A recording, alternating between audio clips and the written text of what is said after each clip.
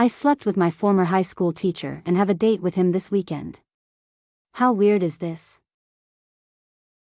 I never imagined my high school art teacher, Mr. Adams, would become such an important figure in my life years after graduation. Back in high school, I was just another student in his class, albeit one who shared a particular bond with him over our mutual love for music, movies, and books. To a socially awkward teenager, finding someone who understood and appreciated my tastes was like discovering a hidden treasure. Yet, back then, I never could have guessed how deeply our paths would intertwine. Mr. Adams was more than just the head of the art department at our small private school. He was the kind of teacher who saw the world in vivid colors and encouraged his students to do the same. He had this way of making art not just a subject, but an experience, a journey into the very heart of creativity. His passion was infectious, and his ability to connect with students on a personal level made him a favorite among many. I remember how I used to look forward to his classes, not just because I loved art, but because those were the only times I felt truly understood. We would often find ourselves lingering after class, discussing obscure bands, debating the merits of certain films, or exchanging recommendations for books that most of my peers had never heard of. It was an intellectual connection I didn't have with many people my age. It wasn't just me who felt this way. Mr. Adams had a reputation for being the kind of teacher who made a lasting impact. His classroom was always full, not just with students but with life, energy, and creativity. He had a way of making each of us feel seen, valued, and heard, something that was rare in the often impersonal environment of high school. He was the teacher who noticed when you were having a bad day and asked if you were okay, who encouraged you to push the boundaries of your creativity, and who believed in your potential even when you didn't. But despite all this, our relationship was always professional, confined to the walls of the classroom, surrounded by other students. There was never anything inappropriate or untoward in our interactions, nothing that would suggest he saw me as anything other than a student. My mother, however, had a different perspective. After one parent-teacher conference, she came home with a glint in her eye, teasing me about how Mr. Adams couldn't stop praising me. She even hinted that he might have liked me a little too much, but I dismissed it as her usual flair for drama. My mother was notorious for stirring the pot, always looking for some juicy gossip to latch onto. When she hesitated about letting me go on a school trip to Europe that Mr. Adams was chaperoning, I chalked it up to her overactive imagination. And as expected, the trip went off without a hitch. No weird moments, no inappropriate advances, just a bunch of students having a blast exploring a new continent under the watchful eye of their teachers. But that was years ago, and high school was a chapter one had long since closed. Fast forward 8 years, and I'm 26 now, having grown out of my awkward teenage phase and into someone who feels confident in their skin. I had moved on from my high school days, building a life filled with new friends, new experiences, and a career that I was proud of. I hadn't thought about Mr. Adams in years until one night, out of the blue, I ran into him at a local bar. It was surreal, seeing him outside the context of school, no longer Mr. Adams, the teacher, but just a man named Tom. He looked different, more relaxed, less like the authority figure I remembered and more like someone I could relate to as an equal. The years had softened him, adding a touch of silver to his hair and a few lines to his face, but his eyes still held that same spark of curiosity and warmth. We struck up a conversation, and it was like no time had passed. The conversation flowed easily, just like it had back in high school, but there was something different this time. We were two adults, catching up, sharing stories, and enjoying each other's company without the boundaries of teacher and student. One thing led to another, and before I knew it, I was back at his place. It felt strange, yet thrilling, as if I were doing something slightly forbidden, but not wrong. After all, I wasn't a teenager anymore, and he wasn't my teacher. We were just two people who happened to have a history. And that night, our history took a turn neither of us could have predicted. The next morning, as I lay in his bed, staring at the ceiling, reality began to set in. I was flooded with questions. How weird is this? Should I be worried about the fact that he used to be my teacher? Was this crossing some kind of unspoken line? But then I looked over at him, sleeping peacefully beside me, and I realized something. we weren't the same people we were back then. I was no longer that shy, uncertain girl who found solace in art and music. And he wasn't just the inspiring teacher who helped me see the world differently. We were just two adults who had reconnected in a way neither of us had anticipated. Our date the next night only solidified that feeling. It was wonderful. We didn't dwell on the past, didn't talk about school or our former roles. Instead, we focused on the present, on getting to know the people we had become. And yet, despite my determination to take things slow, the chemistry between us was undeniable. We ended up back at his place, and once again, the connection was electric. It was as if our bodies knew each other instinctively, moving together in perfect harmony. I couldn't help but be amazed at how natural it all felt, how comfortable I was with him. It was rare for me to feel so at ease with someone so quickly, but with Tom, it was effortless. As we lay there afterwards, basking in the afterglow, I couldn't help but wonder if this was just a fling or the beginning of something more. Part of me wanted to keep things casual, not overthink it, but another part of me couldn't shake the feeling that this was different. I could see myself falling for him, and that both excited and terrified me. His birthday was coming up, and he invited me to join him and his friends for a night out. I hesitated, wondering if it was too soon to meet his friends, especially since one of them was a former teacher from our school. Would they think it was strange? Would they see me as the girl I used to be, rather than the woman I am now? But Tom reassured me, saying it didn't matter what others thought. And maybe he was right. Maybe it was time to stop worrying about what others might think and just focus on what made me happy. As Tom's birthday approached, I found myself torn between excitement and apprehension. The idea of meeting his friends, especially knowing that one of them was a former teacher from our school, made my stomach twist in knots. I could picture the raised eyebrows, the subtle glances, the unspoken judgments, but at the same time, there was a thrill in the possibility of stepping into this new chapter with him, of being a part of his life in a more significant way. The night of the celebration finally arrived, and I decided to push my doubts aside.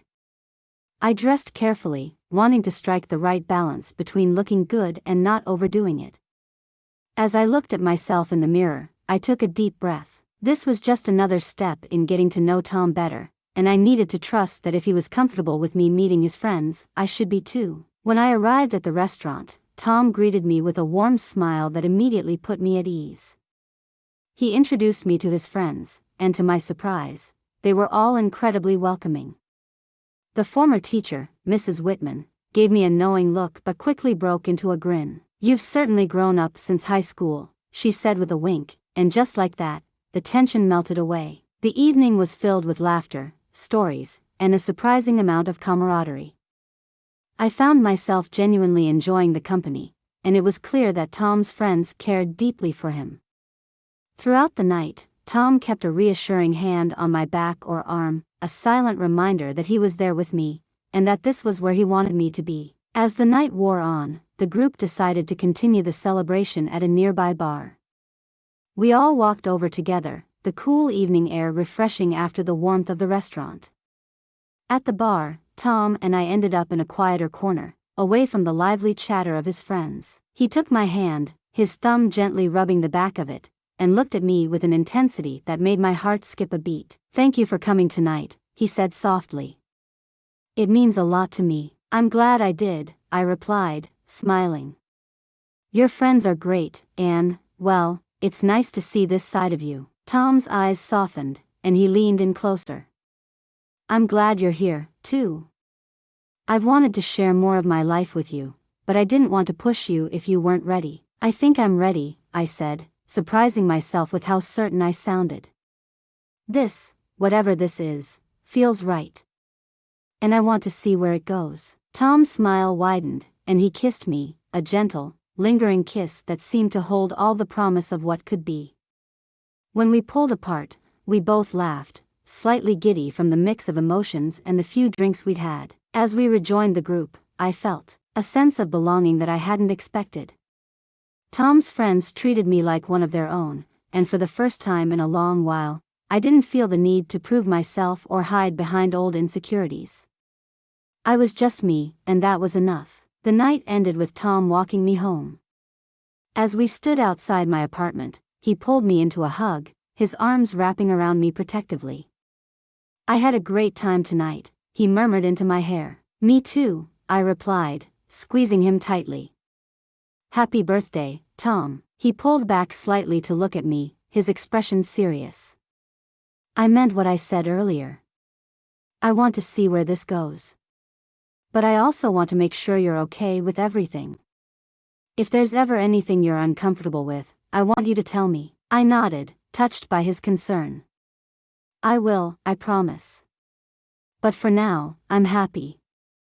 Let's just take it one day at a time." "Sounds like a plan," he said, smiling as he leaned down to kiss me again. As I watched him walk away that night, I felt a mix of emotions swirling inside me: excitement, anticipation, and a little bit of fear. But above all, I felt hopeful.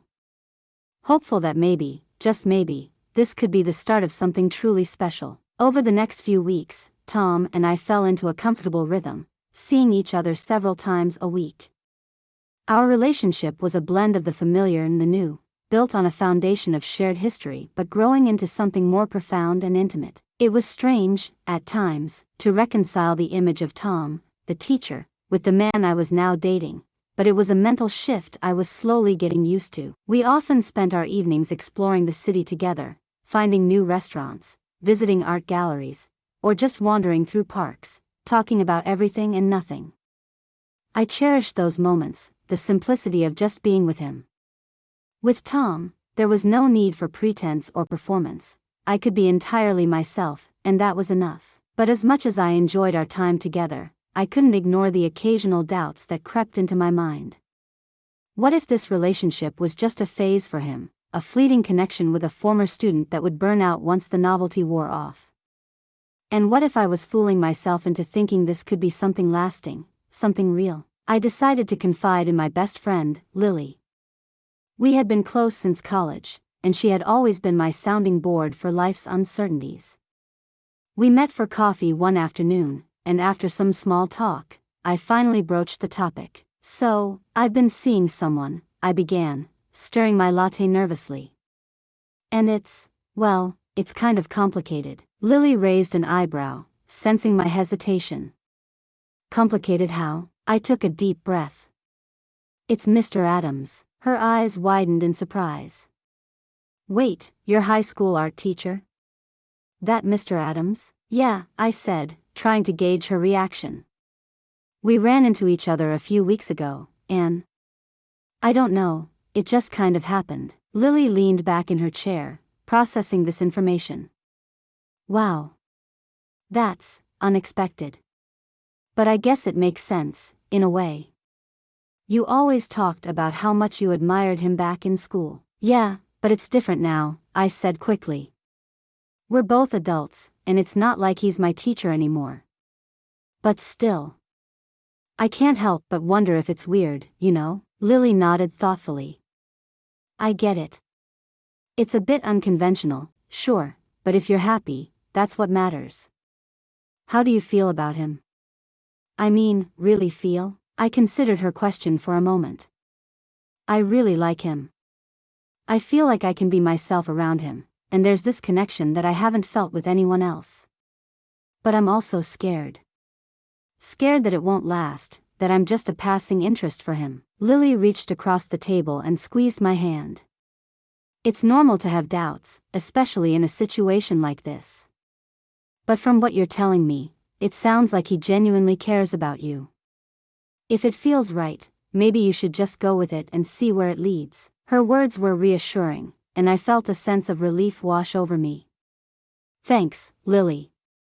I needed to hear that." We spent the rest of the afternoon catching up on each other's lives, but the conversation with Lily lingered in my mind. It helped me realize that my fears, while valid, shouldn't overshadow the happiness I felt with Tom.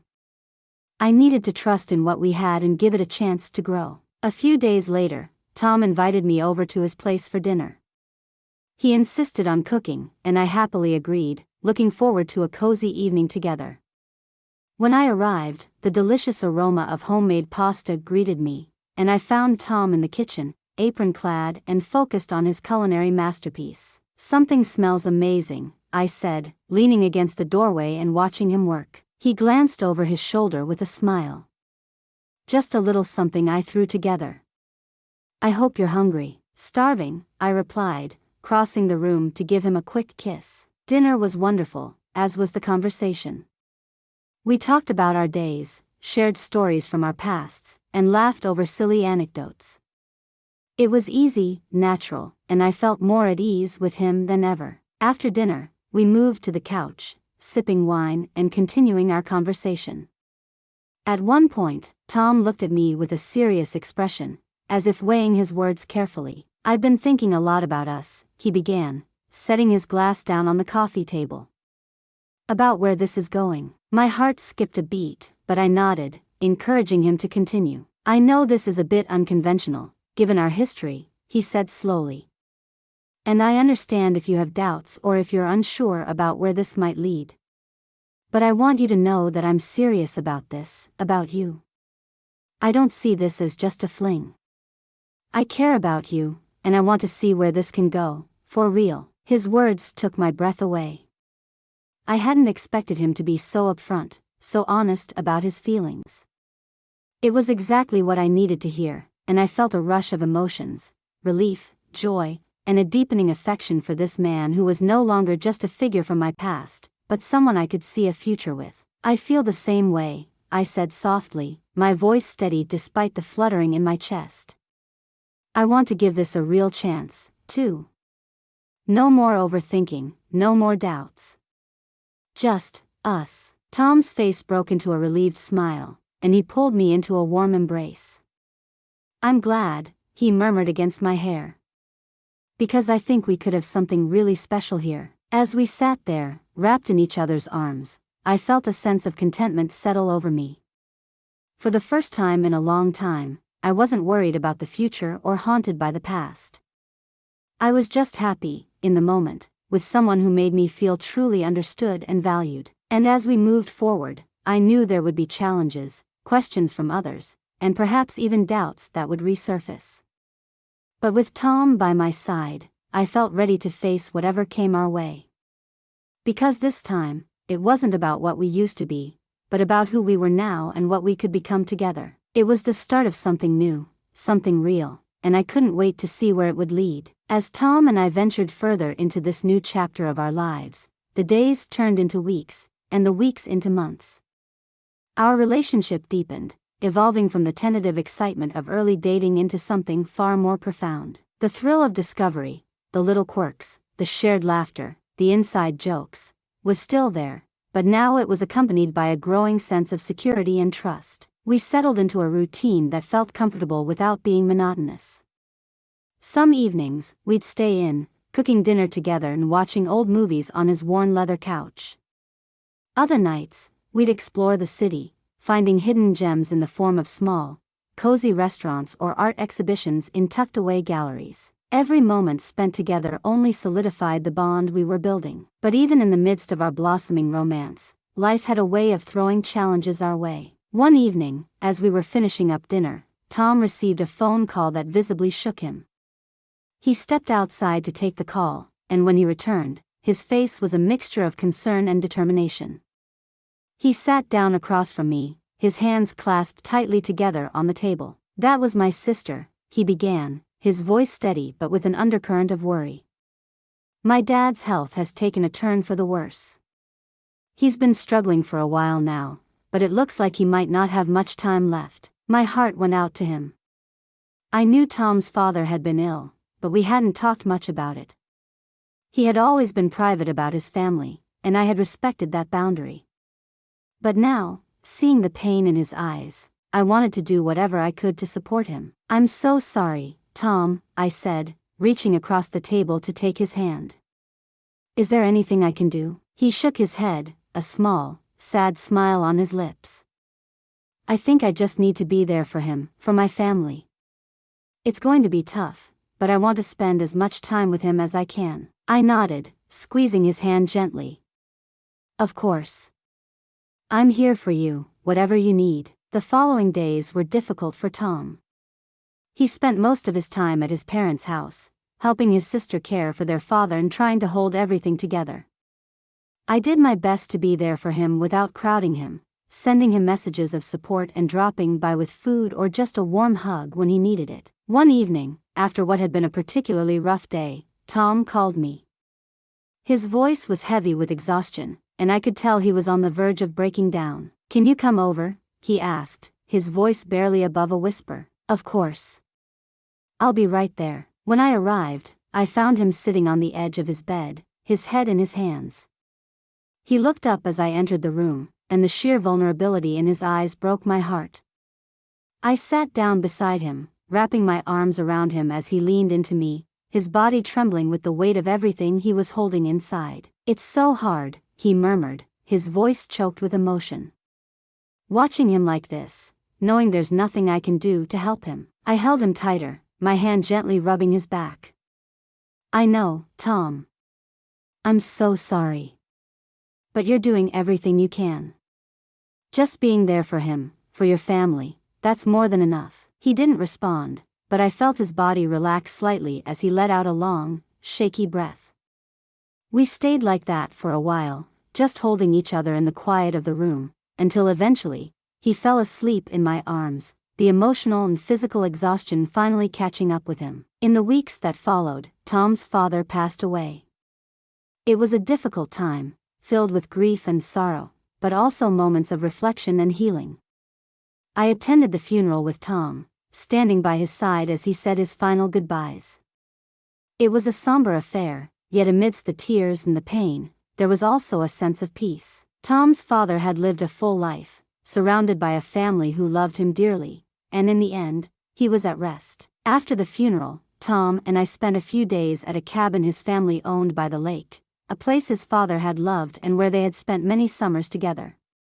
It was a beautiful, serene spot, surrounded by tall pines and the gentle lapping of water against the shore. The cabin was filled with memories, and as we walked through the rooms, Tom shared stories from his childhood, stories that painted a picture of the man his father had been. It was during one of those quiet evenings by the lake, as we sat on the porch watching the sunset, that Tom turned to me, a thoughtful expression on his face. "I've been thinking a lot about life lately," he began, his voice soft but sure.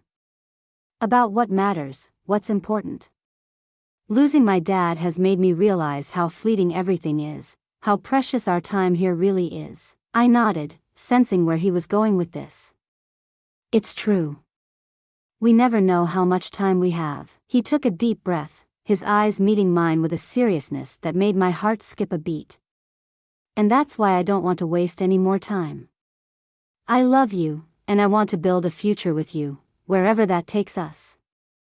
I don't want to hold back or hesitate because of fear or uncertainty. I want to be with you, fully and completely." His words took my breath away. We had been through so much already, and now, hearing him speak so openly and honestly about his feelings, about his love for me, made me realize just how deep my own feelings for him had grown. "I love you too, Tom," I said, my voice filled with emotion. "I want to be with you, no matter what. We can face whatever comes our way, together." Tom smiled, a smile that was both tender and full of determination. He leaned in, kissing me softly, and as we sat there, the sun dipping below the horizon, I felt a sense of contentment and hope that I hadn't felt in a long time. In the months that followed, our relationship continued to grow. We navigated the ups and downs of life together, facing each challenge with a sense of unity and love that only deepened with time. We moved in together, turning Tom's apartment into a shared home filled with laughter, warmth, and the occasional argument over whose turn it was to do the dishes. But it wasn't all smooth sailing. As our relationship became more serious, we had to confront the lingering issue of our past, our former roles as teacher and student. It wasn't something we dwelled on, but there were moments when the shadows of those old roles would creep into our present. One such moment came when we attended a school reunion together.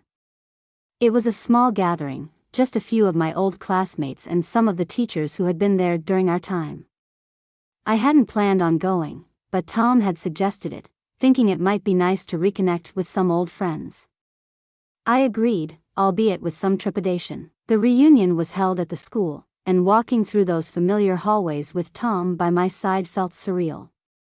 The memories came flooding back, the awkwardness of adolescence, the excitement of graduation, and, of course, those art classes where Tom and I had first bonded. It was strange, being back in that environment with him, now as equals, as partners. But not everyone saw it that way. As we mingled with the other attendees, I could sense the curious glances, the whispered conversations behind our backs. Some of my former classmates were surprised to see us together, and a few of the teachers seemed downright uncomfortable with the idea. One of them, Mrs. Hawthorne, who had been my English teacher, approached us with a strained smile. "It's nice to see you both here," she said, her tone polite but with an edge of disapproval. Tom returned her smile, unfazed. "It's good to be back. A lot of memories in these halls." "Yes, memories," she replied, her gaze shifting to me. "It's interesting to see how things have changed." I knew what she was getting at, and I felt a pang of irritation. But before I could respond, Tom spoke up, his voice calm and steady. "Life takes us in unexpected directions sometimes," he said, his eyes meeting hers with quiet confidence. "But I'm grateful for where it's brought me. I couldn't be happier with how things have turned out." Mrs. Hawthorne's expression softened slightly, but there was still a hint of doubt in her eyes. She nodded, offering a brief, non-committal smile before moving on to speak with someone else. I let out a breath I hadn't realized I was holding, feeling a mix of relief and frustration. Tom squeezed my hand, his touch reassuring. "Don't let it get to you," he said gently. "People will always have their opinions, but what matters is how we feel, what we know to be true." He was right, of course, but it didn't make it any easier. The reunion was a reminder that no matter how far we'd come, our past would always be a part of us. But as we left the school that night, walking hand in hand through the familiar streets, I realized that the opinions of others didn't define us. Our relationship was ours, complex, unconventional, but deeply real and rooted in love. As the seasons changed, so did our lives. We talked about the future often, about our dreams, our goals.